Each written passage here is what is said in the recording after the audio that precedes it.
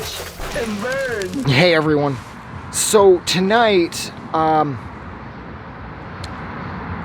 God, I really like this movie, but I also really dislike this movie. The movie that I will be discussing is Combat Shock.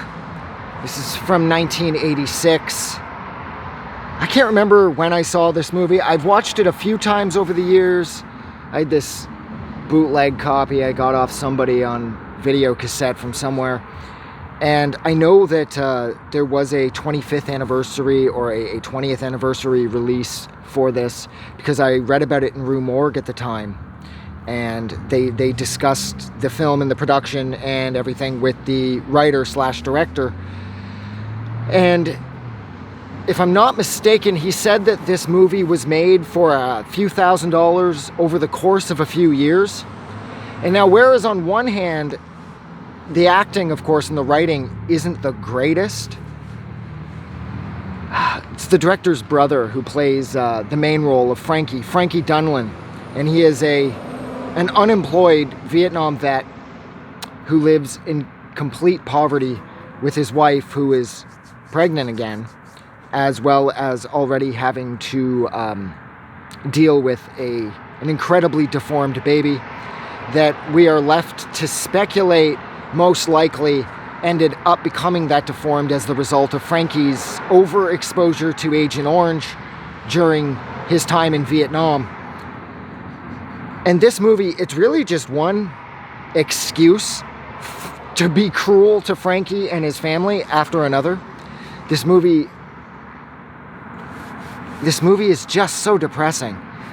So, his wife is nagging him a lot to get a job. Their apartment is a complete and total piece of shit gutter wasteland. The area that he lives in is a fucking war zone that's controlled by this gang of assholes led by a guy by the name of Paco. And it seems like everybody in the neighborhood is in that gang's pocket. And so Frankie just kind of wanders around his neighborhood aimlessly. He initially does attempt to find work through going to the unemployment office, but he finds out there that there's no work for him, and every social worker that he ends up involved with, they seem to be so, they're more interested in the arbitrary things in life, like, you know, a social worker at one point, if I'm not mistaken, complains about losing, misplacing, I think, his Vegimatic or some shit. And the reason that I believe that this was written into the script was just to show how little the government cares about Vietnam vets, because it just seems like Frankie is losing his grip on reality more and more with each day that passes, and the people who have some kind of power to do something about this, who could help him find stability and you know, some source of income and a sense of pride, they just all seem to be checked out. They only seem to care about themselves, and people like Frankie are sort of left to drown on their own, slowly. And that is the movie summed up pretty much. He just wanders around his neighborhood in sort of a low-level kind of fugue state because he is so damaged as the result of the things that he saw and the things that he had to do in Vietnam. He's so far gone because of those reasons and those reasons alone. But then since returning home, it's gotten even worse, of course, because he can't find work. Him and his wife do not see eye to eye on anything. She is completely pissed about their situation, and I can't really say I blame her. It's not like she can go out and find work. She's pregnant. She has to deal with the mutant baby that they have at home, that all it does is fucking cry. And I can't help but get, like, Eraserhead baby vibes from the baby in Combat Shock. Now, of course, the baby head in Eraser, the baby in Eraserhead was clearly not human, whereas the baby in this could be human, had it not been born with so many birth defects. So there is, of course, that glaring difference between these two movies, but I can't help but get the baby from Eraserhead vibes from the baby from this movie. And this movie, it's just like when sometimes Troma's movies, their movies are usually dumb and a little more palatable.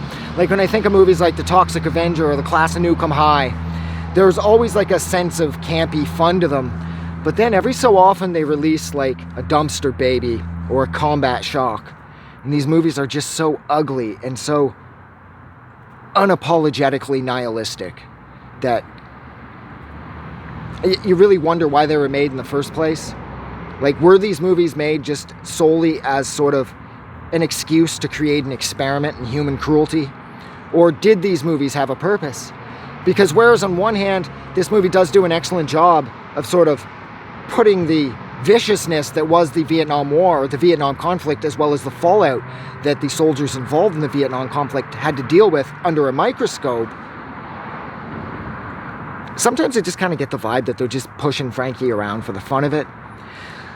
So, yeah, the movie concludes with him reminiscing about how villages in Vietnam, the people in the villages would rather kill themselves than end up being raped and murdered by the Marines the Marine patrols that would end up coming their way.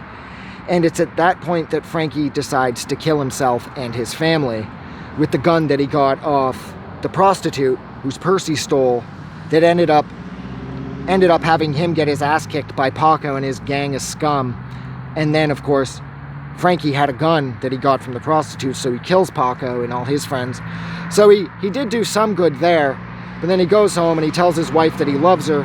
He shoots and kills her, puts his baby in the oven, and then drinks a glass of clearly spoiled milk, and then shoots himself. And this movie is gritty. This movie is so ugly. And aside from the fact that you know this movie didn't have a lot of money, there are aspects of this film that are so completely realistic. Like the apartment where they live, there's no way you can fake that. That place is gross. And everybody looks dirty and tired and worn out. And it is 100% believable in this. And that is something that this movie excelled at, was creating an atmosphere or a sense of reality that you just can't escape from. So if we can't escape from it, you know Frankie definitely couldn't escape from it. And that is the reason why this movie has survived after all these years. Is, yes, it's very short as far as the financial support was concerned and the acting is concerned, but the point is still there, and the atmosphere and the tone are still just as heavy and as vicious and as cold and as cruel as they've ever been. And I think that's why this movie still works in 2023. So I think I will stop there. So thank you so much for hanging out with me while I discussed the mostly forgotten but excellent movie about the Vietnam conflict and the fallout that the soldiers suffered as the result of being involved in the Vietnam conflict. And that is 1986's Combat Shock. Like always, if you like this review, don't forget to do something nice for somebody. But most importantly, don't forget that the world is a better place because you are in it. I'm gonna go. Have a good night.